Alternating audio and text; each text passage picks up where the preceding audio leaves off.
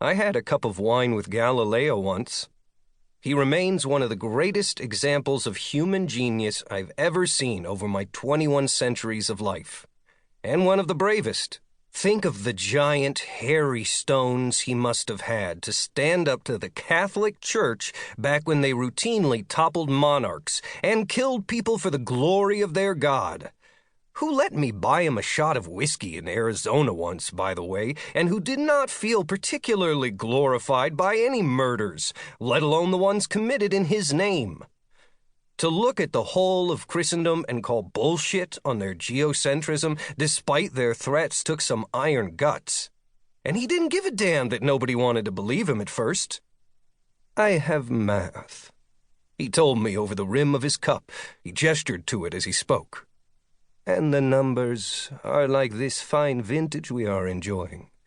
Verifiable, observable, existing independent of us, and caring not one whit about human faith.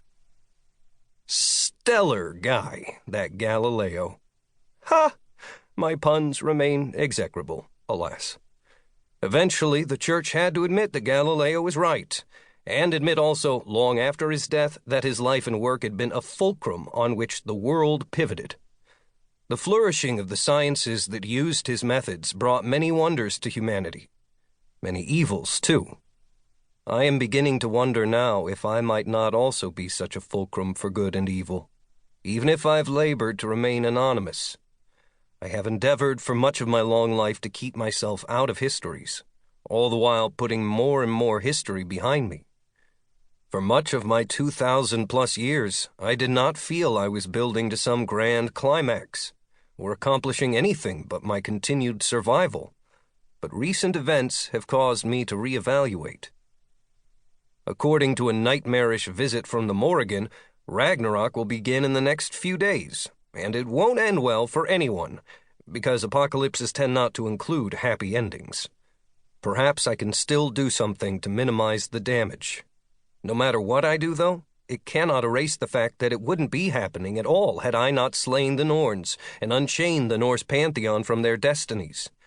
I am almost entirely to blame, and the guilt is already a 9-ton albatross about my neck. I don't think I'm going to get an easy gig afterward like Coleridge's Ancient Mariner did either. Telling your tale to random wedding guests is a pretty mild punishment for economy-size cock-ups. It is fortunate that I have a friend able to shoulder such burdens and make me forget for a while that they're there. So, tell me more about your plans for this meat and gravy bar, Atticus. Oberon said as he placed his paws against a bound tree in Tasmania prior to shifting home to Oregon. My Irish wolfhound was expecting a proper feast before I went off to battle gods and monsters and assorted demons from the world's pantheons, and he'd challenged me to supply a meat bar for him, Orla, and Starbuck, our new Boston Terrier, in the style of salad bar buffets. We'd adopted Starbuck during a stint of crime fighting in Portland that Oberon pompously called the case of the purloined poodle. Is it going to include all of the meats I will one day include in the Book of 5 Meats? Or are you going to just have the traditional stuff? The 5 meat categories will be represented, I assured him. And the gravies? There will be more than one kind, right? Of course.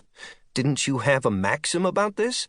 Oh, it's the best line from the Communist Manifesto by that guy Carl that you told me about. From each according to his ability, to each according to his meat. I think you're misquoting, Oberon. It's supposed to be to each according to his need. Well, I need that quote to be about meat, Atticus, so I fixed it. Choosing to keep Oberon carefully insulated from double entendres has proven to be endlessly entertaining. An excellent job, too. We can't possibly be interpreted to mean anything else but what you meant. Here we go. I shifted us home to our cabin near the Mackenzie River in the Willamette National Forest, and Oberon immediately shouted mentally to the other hounds once we arrived. Hey, Orla, Starbuck, we're home, and guess what? Atticus is gonna make us a meat and gravy bar. Starbuck's higher-pitched voice replied immediately with his limited vocabulary. Yes, food, he said.